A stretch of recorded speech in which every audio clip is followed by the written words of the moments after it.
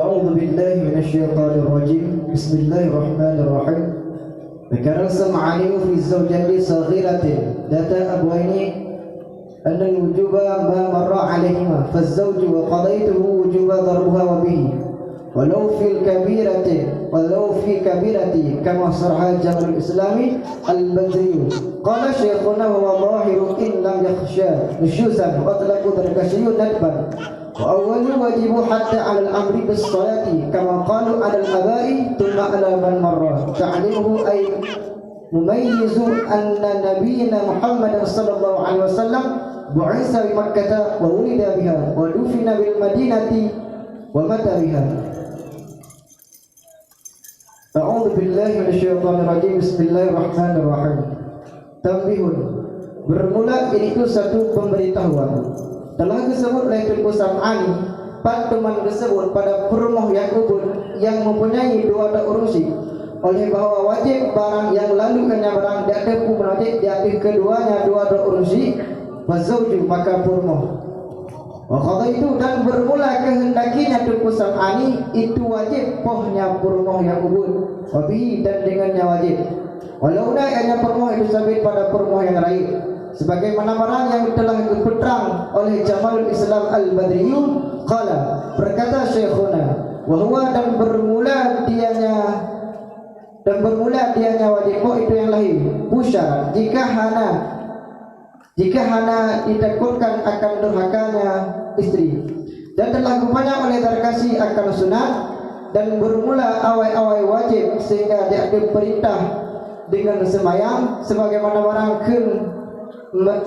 barangkan mereka itu dia ada bapak kemudian dia ada siman yang lalu yang nyaman akan purnonya artinya umayyad akan purno akan bahawa sungguh Nabi kita Muhammad sallallahu alaihi wasallam itu dibangkitkan orang akannya Nabi dengan di Mekah dan dilahirkan akannya Nabi biha dengan Mekah dan dikubur ianya Nabi dan dikuburkan akannya Nabi bil Madinati dengan Madinah dan mati ianya Nabi biha dengan Madinah. Bismillahirrahmanirrahim. Tambihun.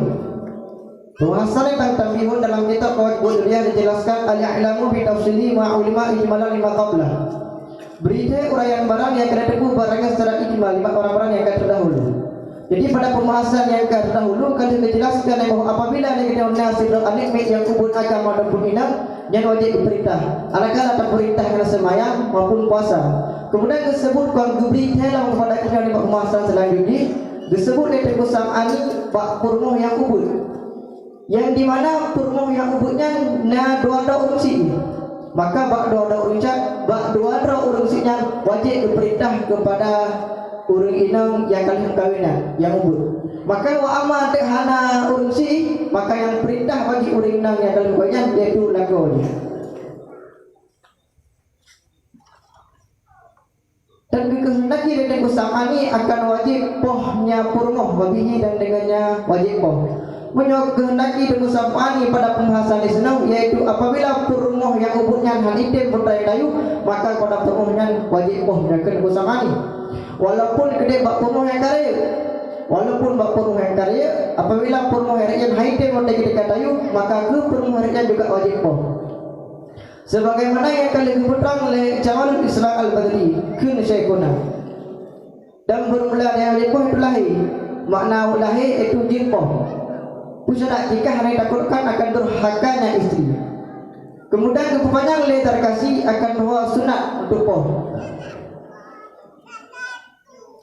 dan bermula awal wajib berarti perintah yang pertama wajib bak urungsi segala semayang yaitu le urungsi anik le urungsi sabi nyan payah gupurno bak anegotnya itu bak sabi akan bahwa Nabi kita Muhammad sallallahu alaihi wasallam Nabi kita dibangkitkan di Mekah dan dilahir di Mekah kemudian Nabi kita berkubur di Madinah dan meninggal wafat dengan Nabi di Madinah.